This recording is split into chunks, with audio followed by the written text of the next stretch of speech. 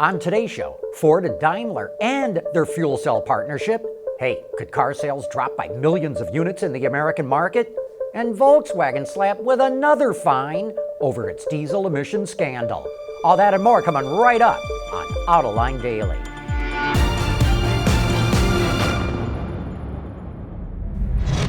This is Autoline Daily, the show for enthusiasts of the automotive industry. The UAW elected a new president yesterday, Gary Jones, and for the first time, the union will be led by a certified public accountant. That may be the perfect background for the union, which is being investigated by federal prosecutors because of union leaders who funneled money that was earmarked for training into their own pockets instead. Hopefully, having a CPA as president will impose tighter financial controls on union leaders to lead them not into temptation. And in other management changes, General Motors Chief Financial Officer Chuck Stevens announced he's retiring after 40 years with the company. He'll be replaced by Diva Suryadevara, who is currently GM's Vice President of Corporate Finance.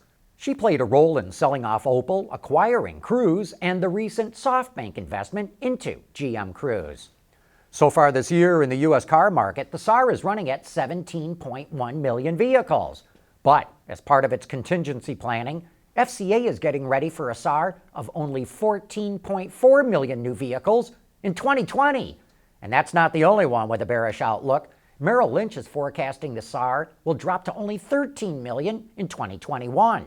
In other words, we could see sales of new vehicles drop by 3 to 4 million units in just the next 2 to 3 years. And if that happens, then we're going to see which automakers and suppliers really know how to run their business.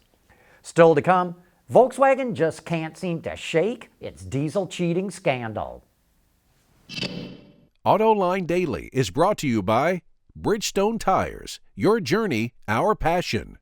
Dow Automotive Systems, advanced materials that deliver better results. And by Lear, a global leader in automotive seating and electrical systems. Volkswagen is still being punished over its diesel emission cheating. Germany just fined the company €1 billion, which is one of the largest fines ever handed out by German authorities. But that's just a drop in the bucket to the $25 billion in fines, penalties, and restitutions that the company has paid so far in the United States.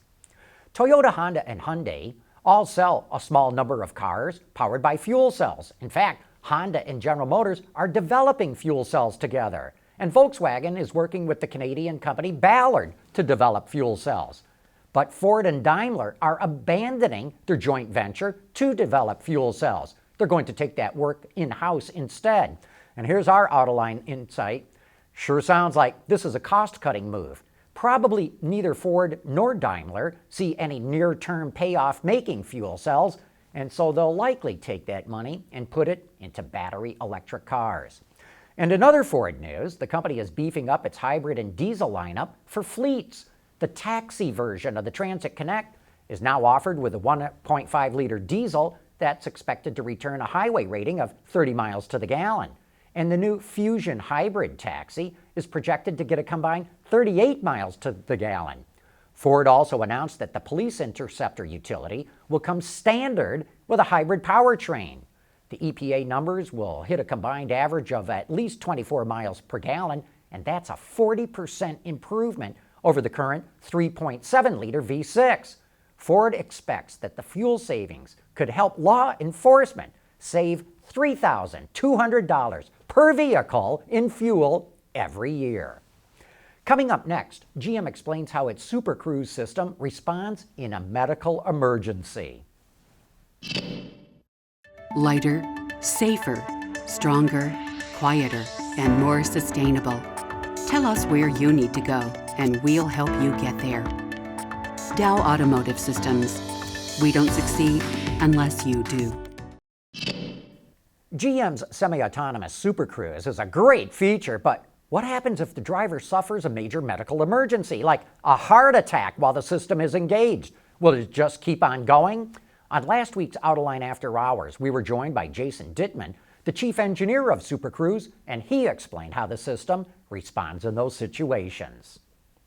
At some point, if you've ignored the warnings, we assume that there is some medical condition going on with the driver, will bring the car to a slow stop, controlling it in the lane. Hazard lights will be on. OnStar emergency services will call into the car. And if the driver's unresponsive, then they will call first responders. But we will bring it to a stop in the lane it's in slowly with the hazard lights on to not have issues with rear-end accidents behind. Which could still happen anyway. still happen. So that's what I'm wondering. In future iterations, as you get more and more comfortable with the technology, is there thought to just pulling it to the side of the road? Maybe. There's a lot of complications associated with doing that, and you know, just one of those is, well, you have to know exactly what lane you're in and have confidence of what lane you're in to be able to do that. And right now, if we go outside the lane line, we escalate, right? We say come back in because the car's crossed the lane line. So those are a lot of things that we'd have to get over in order to do that.